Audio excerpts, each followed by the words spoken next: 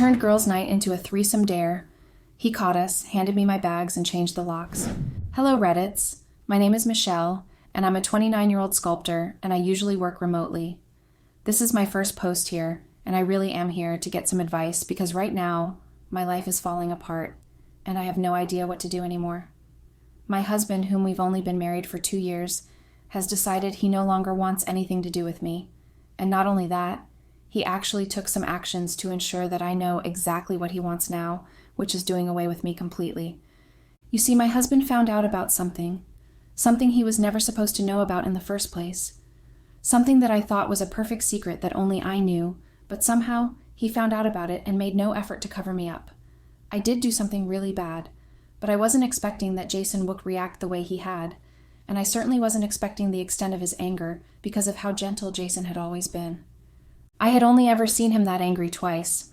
The first time had been when his partner in business went behind his back to do some shady businesses and Jason had found out. And the second time is this time, because of what I had done. It was because of something I did during girls' night. It was our usual tradition since we left university, all three of us to come together and celebrate life, bash anything or anybody that needed bashing, get drunk together, and do crazy things together. Before I got married to Jason, I was quite the wildest amongst us all, and I did the most daring things on our girls' night. But after marriage, I just stuck to taking things easy and actually just having dinner and talking all the usual gossips with my girls. Jason had always known about it, and he never had any issues with it because he knew how much I valued and loved my friends. In fact, he had been the one to remind me of this year's get-together with my girls. Every one of us had been so sucked into our personal lives and barely had time for each other anymore. So it had been a good time to catch up on every detail of each other's lives. But that night, something had been entirely different. It started out the same way with each of us snacking while sipping our wine and bringing up different topics. And so, after 3 glasses of wine, we were still talking about life and how much we each had going on in our lives. But the whole thing was becoming boring for me. I wanted to do something fun and different from what we were used to, and so I came up with a very ridiculous idea. I wanted to spice everything up, so I turned our typical girls' night into a threesome dare with my next-door neighbor, Carl. It was a really stupid idea, but it made all the sense in my head until it just didn't, especially because I got caught. What started out as fun ended up in a horrible disaster that night when Jason had caught us. He was so angry, and he had literally handed me my bags and pushed me out the door, and then changed the locks almost immediately. He didn't even mind that I was only on my big top and my panties. He didn't even try to listen to me. He was obviously livid and wanted nothing to do with me or even to see me at all. Banging the door was of no use that evening, because Jason locked the door from the inside, and he had instantly changed the locks after throwing me out. I had no money. My phone was locked inside the house with Jason, and there was nowhere I could go that night, so I ended up sleeping in the garage until the next morning. I thought that maybe if he saw me and where I slept, he would pity me and allow me in, but I had another thing coming for me. In fact, everything else that happened afterwards was even more shocking than the fact that Jason threw me out of the house. But before you judge me, hear me out first, please. Carl hadn't been just some random guy that I just selected because he was available. I didn't just go knock on his door and ask him if he wanted to have sex with my friends, Carl was someone I knew way back in the years. Actually, Carl was my ex-boyfriend whom I dated before I met Jason at all, and even the girls didn't know anything about him because we dated secretly. Carl had told me back then that he didn't like to expose his relationship even to his friends or anybody else. And so we were together for 1.5 years, and literally nobody that knew us individually knew that we were together. The girls knew I was in a relationship back then, but they never knew who, even though they kept pestering. I was so in love with Carl, and I was willing to do anything he asked, including getting rid of the baby we both made, which almost killed me. It was only after the abortion that Carl started acting up and making up different lies to avoid me. And then I found out that he was actually seeing someone else. Someone whom his friends and other people knew about. I was literally a booty call for him, and I ended things with him. Well, not exactly. We finished school, so I just easily moved out of that town and had gone to another place to start afresh. I ghosted him. I dated another guy before I even met Jason at all, and things just weren't working between us, so we parted on good terms. It was actually one of the girls, Julie, that had introduced me to Jason through a blind date she set up for me. Jason wasn't the usual regular guy I was used to, so it was really easy for him to intrigue me. I liked his sense of humor and his fashion sense. He was more of a listener than a talker, and I loved that about him. Soon we started dating, and we were together for about a year before Jason actually proposed to me. And life as a married couple was good to us for those 2 years of being together. Well, until things just weren't. I guess I could call the problem on me because I was only seeing the issues where there weren't. Jason was a cool boyfriend, but he made a cooler husband, and honestly, there were no reasons to complain. But I started to feel this emptiness that needed filling, and I wasn't finding it in our marriage. I wanted to explore and be free to do what I wanted, but I couldn't. Not because Jason wouldn't allow me. In fact, Jason is one of the cool people I know that will support every dream you have so long it's something viable. But I just couldn't tell him how I felt. I was bored of being identified as a married woman because of the beautiful ring Jason had vowed to me with. I wanted to be wanted. I know most of you already think I'm crazy, and I know now that I am, but that was really how I felt all those months ago, and it made a lot of sense back then, the solutions I had to give to that problem of mine. But I realize now too late how little the sense it gave. My solution was cheating, with Carl, my ex, and next-door neighbor. When I noticed the moving truck that day months back, I thought it was another couple moving in like the last one. Apparently, the owner of the house had a thing for only renting out the house for married couples, but I had been so shocked when I discovered it was Carl who was moving in. I assumed he was married already until I found out that he wasn't. Carl apologized to me for his behavior when we were still together, and I forgave him. The mistake I made, however, was trying to act like we could be friends again. You could never become friends with your ex. Or maybe it was just me, because my heart wasn't pure and I was covetous and selfish too. Soon, my friendship with Carl became something else entirely, because I worked from home nearly all time, except I got job offers to tutor students on sculptures. Jason had been sweet enough to convert one of the empty rooms into a mini workshop for me, so it was easier for me to work at home. So I was home every other day in my workshop when I wasn't feeling lazy or doing anything I felt like doing until Jason came back from work. Carl started coming over to my place. At first, it was with excuses of borrowing something as insignificant as a matchbox, or it was a hand towel or something similar. He kept coming over, and it was at times when he noticed that Jason's car wasn't in the garage. The crazy thing is, I never told Jason anything about my involvement with Carl from the beginning. It was all in the past. There was no need to create an awkward shift between the two men with it. So I thought. So I kept that information about Carl to myself, and also the information about him coming over to the house. Soon I started to invite him in, and he would come in and sit with me in my workshop, keeping me company. It was a nice change from the usual silence I was used to in my workshop until Jason came back from work. He was obviously not interested in my arts, I knew that, and it also showed his interest in talking about other things than asking me what shape or structure I was making. I didn't mind it. It was easy for our conversations to start shifting from usual topics like plans and dreams to the past. He would talk about how good things were between us then, and how much he missed sex with me. Those conversations messed with my head and stayed with me long after he had left for his house, knowing my husband would be back soon. Even while I laid in bed with Jason sleeping beside me, I was thinking about Carl, his lips, and how good he was in bed. And I thought about it so much, it was much easier for me to give in to his demands when he kissed me that day for the first time after we reconnected again, and pried my legs open to accommodate him inside me. I could have easily rejected him when he kissed me just outside my door when he was leaving that day after spending the afternoon with me as usual. But instead, I let him kiss me, and I even kissed him back. And when he pushed me back inside and slammed the door shut behind him, I allowed it all, too horny to think of anything else or anyone else. Not my wedding vows or how wrong it was, not even Jason. I wasn't thinking of everything else, just the feel of his naked skin against mine as he made me explode like stars. I wasn't even thinking about protection. And the crazy thing was, I could have gotten pregnant because I was ovulating that day, but luckily I hadn't. Afterwards, I thought my mind would be clouded by guilt, and that I would feel so bad and cry and confess everything to Jason immediately he asked. But instead I was happy, excited even. I took my bath after Carl left and changed my clothes and even made Jason dinner. I kissed him when he came back from work and watched him eat without feeling any sort of guilt. I even let Jason make love to me that night, not minding the soreness I had from the afternoon session with Carl. I guess I was enjoying the taste of varieties. Having two men I was sleeping with was so intriguing and turned me on greatly. It was my fetish, I realized. It was what wasn't making me happy before, and when I started sleeping with Carl, I became much happier, and Jason was pleasantly surprised by my happy moods. When he asked me, I told him I was only feeling lucky being married to the best man in the world.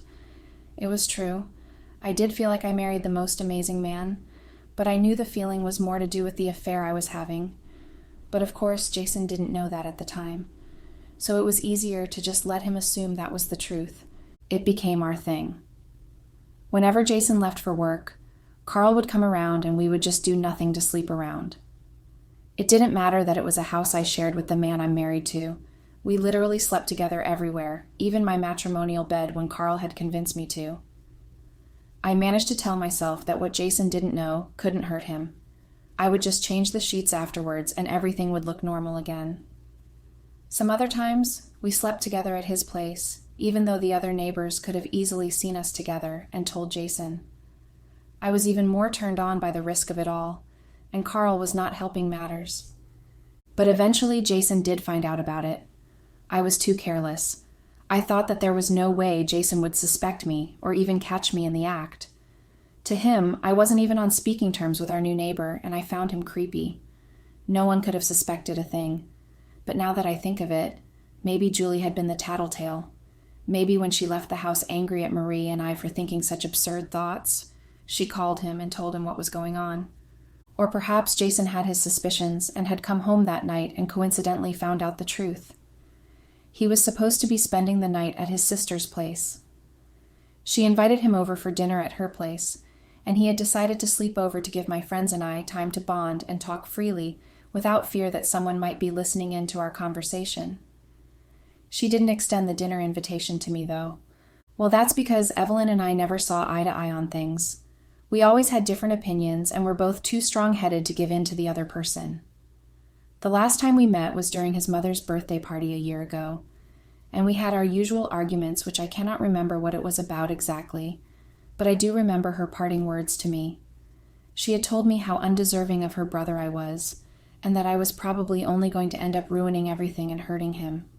I ignored her words, but I realized just how true her words are now, and maybe if I had held on to her words, it wouldn't have been so easy for me to do the despicable things I did to Jason.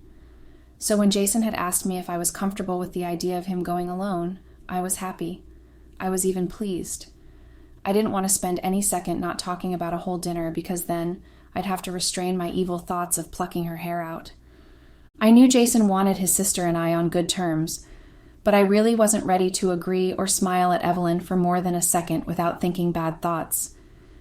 Jason had then suggested the girls' night so I didn't have to be alone. He obviously didn't want me to be bored or anything like that without him around, especially because it was almost impossible to drive around at night, particularly because her place was a 5 hours drive from ours. Excited to see the girls again, I called them both and invited them over for a girls' night at my place. They both shared my excitement and had promised to be there. That day, that night that was supposed to be my best night, came and turned out to be a carefully planned work by karma to ruin my whole life. Jason left rather early for his sister's place. He wanted to arrive there early and spend time with her and her family before the dinner. I remember him kissing my forehead and slightly smacking my bottom playfully while I peeled off the skin of the cucumber in my hand. I remember laughing and telling him to drive safe and then going to lock the door before continuing my cooking. Then the girls had arrived together with a bottle of wine tucked in one's hand and the other carrying a basket filled with lots of mouth-watering chocolates. We settled down, and we ate dinner while talking and updating one another on the recent happenings in our lives. The girls had gushed about how lucky they thought I was, wishing they had someone like Jason who was loving and also romantic and caring. I said nothing, just watched them talk about how much changes they've noticed around me, especially after meeting Jason. They even mentioned my mysterious ex, whom I never introduced to them right from the beginning until the day we broke up. I remember being bored by the line of conversation, especially when they switched back to talking about work. Julie is a baker, while Marie worked as a secretary at a law firm. They were comparing the life of an owned business and that of an office worker. I was only just sipping my wine and watching them arguing. By the time I was done with the third wine glass, I was feeling really bored, and I wanted to do something to make the girls' night even more memorable. So I told the girls that I wanted us to play a dare game, and then I went over to Carl's place.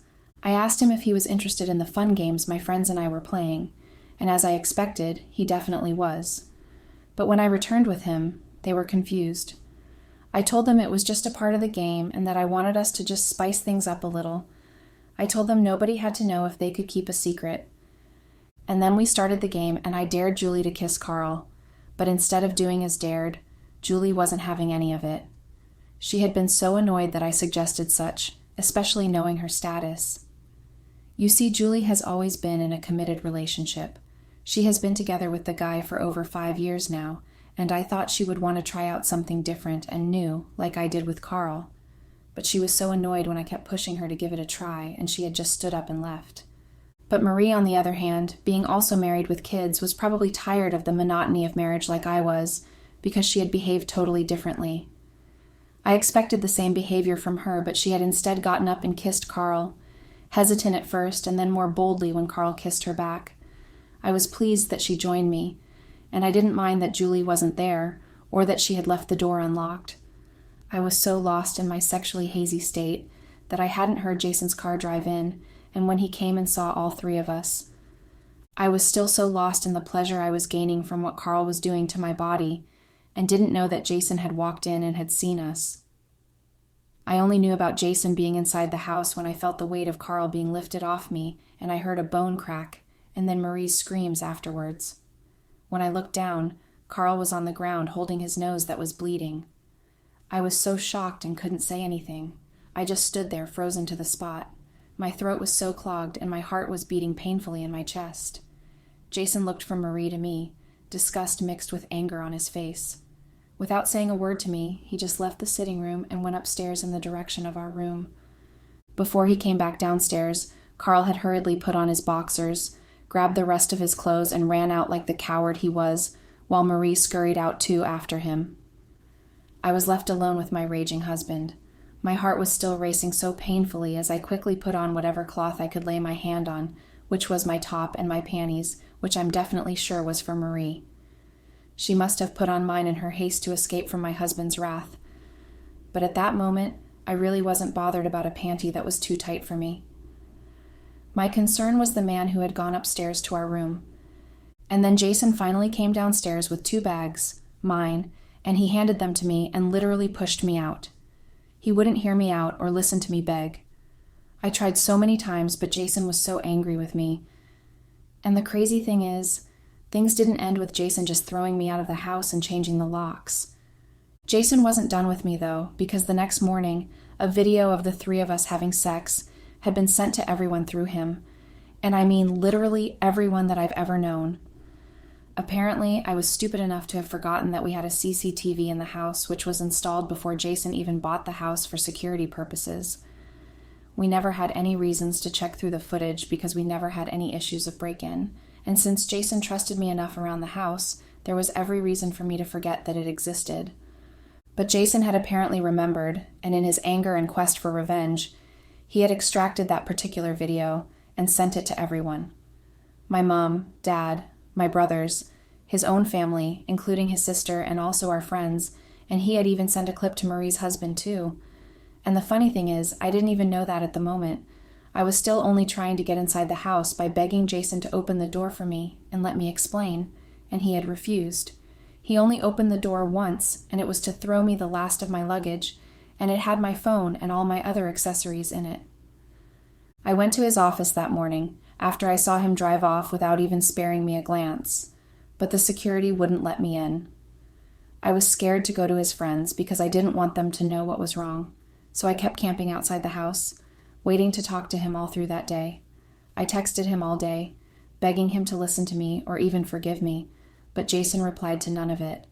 But then I started to get calls from different people, and I was wondering what was happening until I picked the first call, which was my brother's. He was so angry, and he stammered through his words on the phone. Whenever he got really angry, he stammered, so I didn't understand exactly what was going on until I picked Marie's call. She was screaming at me on the phone, calling me different insulting names and blaming me for ruining her life. She told me that Jason had sent the videos of the three of us to her husband, and now he's hell-bent on a divorce and filing for full custody of their child. I was so shocked. And then I got another shock of my life when Julie had posted the video and tagged me, informing everyone that I was always like that even in the past. She painted me as an evil person who deserved to be thrown away in the junkyard for my actions, and people agreed with her if the comments were anything to go by. She got even more followers with the video she posted, and she kept reposting it with different headlines and telling all sorts of lies against me. There was nothing I could do. I couldn't comment or deny it because it was actually me in the video, and I was also very married when I did all those things. I was being dragged online and offline, and everyone had their own opinion of me, all bad. My mom also refused to speak to me. She wouldn't even open the door to let me in. My dad had no say in the matter, and even if he did, I'm certain he was choosing the same thing his wife was. I brought shame upon the family, so I'm not surprised by their reaction, especially knowing how religious they were. I still kept trying so severely to reach out to Jason, but he wouldn't pick my calls or respond to my texts. He even deleted all our pictures together on social media and blocked me. And the final hit was when, after a week had passed, I got an email. It was a document. I knew what it meant without opening it. It's been sitting in my drawer since I found it in my mailbox, and I haven't had the guts to open it. It feels like the end of our short marriage, and I don't want to believe that. I want to crazily hang on to the belief that Jason would still forgive me and that things could get better between us again. I strongly want to believe that everything will go back to its normal place again. So I need your advice. Am I being dysfunctional, or is it really possible that everything will go back to the way it originally was? Will Jason ever forgive me? I don't even mind at this point if no one else does, but I really love Jason and I know that I messed up, but is there really any way for this to get sorted out? Update. Hello Reddits, 2 whole weeks have passed and honestly it's been rough for me. Everything keeps happening all at once and it's not getting any easier for me. I know I shouldn't expect anything less, not after what I have done, but somehow, in a sad, desperate attempt to hope, I keep trying to cling to a little faith that everything will be fine again, and that things will get slightly better as time passes. But it has been the opposite so far. Things have only gotten even more worse than I expected it to be. I've been called all types of names, all bad and degrading, and I've been compared to sex workers. I've been tagged as a selfish woman who has now ended up in the ruins. It's like everywhere I go, I wear the name cheat like a tag, and everyone has avoided me like a plague since that day that it got out.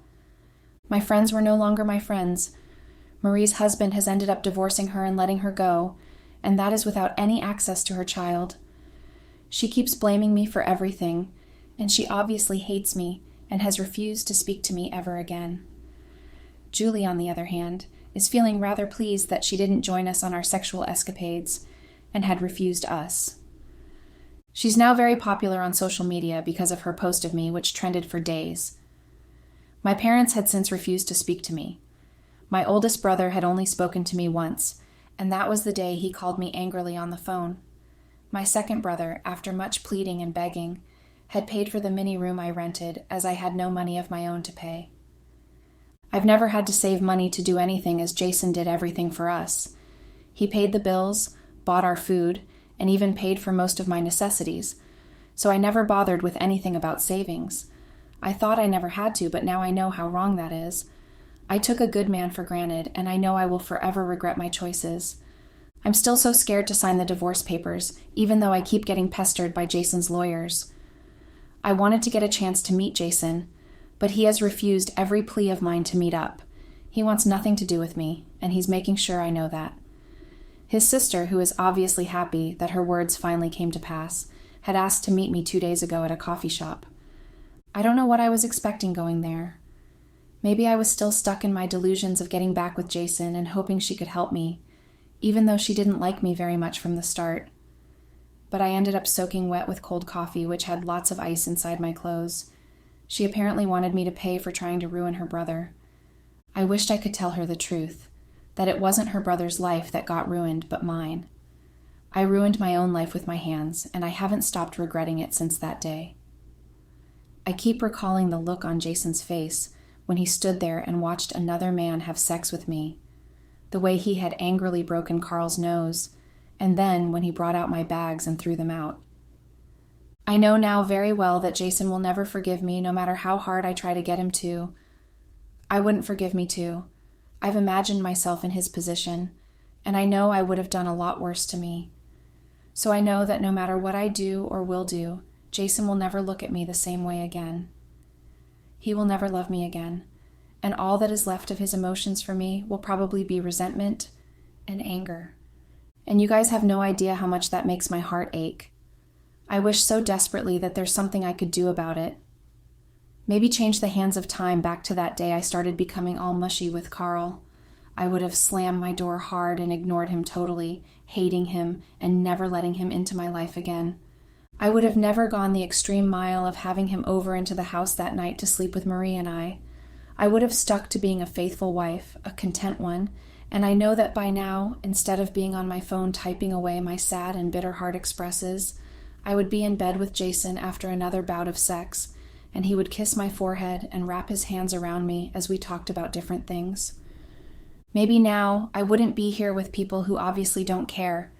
The funny thing is, the person who I did it with is nowhere to be found. He just disappeared into thin air, especially after Jason hit him. He has never tried to contact me or see me, and however painful that is, I wouldn't have preferred it any other way. He's a big reminder of everything I had but lost, because I was too lost in the fantasy world I created. I don't think I'll ever recover from this. I don't think I ever can. My life now is filled with so many pains and regrets, and moments I desperately wish hadn't even happened in the first place. But one thing I've learned so far is, you can choose your mistake, but you definitely cannot choose the weight of the consequences, or the way it would come. Update. Hello, Reddits. I saw him. I saw him after so many months had passed. I've wished so much after this whole time that I get, even if it's just a chance to see him again, and perhaps talk to him, even if I didn't get past one sentence. But I saw him, and instead of saying the several lines I've practiced so many times on my own in my room, I couldn't get a word out of my clogged throat. He was Jason all right, but very changed. He looked even more handsome than in my memories, and he looked genuinely happy. I was about to approach him and beg for his forgiveness when I saw a woman step into his arms, and he didn't push her away. He only looked down at her and smiled. It wasn't the posture they assumed that stopped me, but the way Jason had smiled. He smiled the way he always did when he was in love with me, his smile reaching his eyes and radiating from every one of his movements, the way he held the woman around her waist, and the way he adjusted his body so she could lean into him. Jason was with a woman, and that woman wasn't me. In fact, she didn't look anything like me. She looked like she was straight out of a man's fantasy. She had short hair and blue eyes. She looked so beautiful, and it was so opposing as to what I looked like. I couldn't move from where I was. I just stood there and watched them enter the restaurant together. That evening when I got home, I started to search for her online, and I finally saw her page. Her name is Sarah, and she is a model and owns a fashion designing business of her own. She was well off and had rich parents. She even posted pictures of Jason and her on her posts. Most of them were of Jason smiling and sticking his head weirdly into the camera while she laughed. It was obvious that they were happy. It was obvious that Jason had moved on totally and completely from me. I'm now a thing of the past, a memory in the junkyard that Jason probably never wants to be reminded of. I'm nothing to Jason, not anymore, and that thought is as killing as seeing Jason with her. I've ruined my life beyond repair, and there's no fixing this. Not anymore, not since I decided a little fun was what was appropriate. I wish so badly that I have someone to talk to, someone to lay all these on, but then again, who would listen to me and my miserable life story and not judge? Just the way you guys are too. I've become this sad, miserable, divorced, and full of regret moments person. Sir. I sure hope you guys don't end up like me in the end, because I can tell you for free that this side of hell is definitely horrible. Goodbye, guys.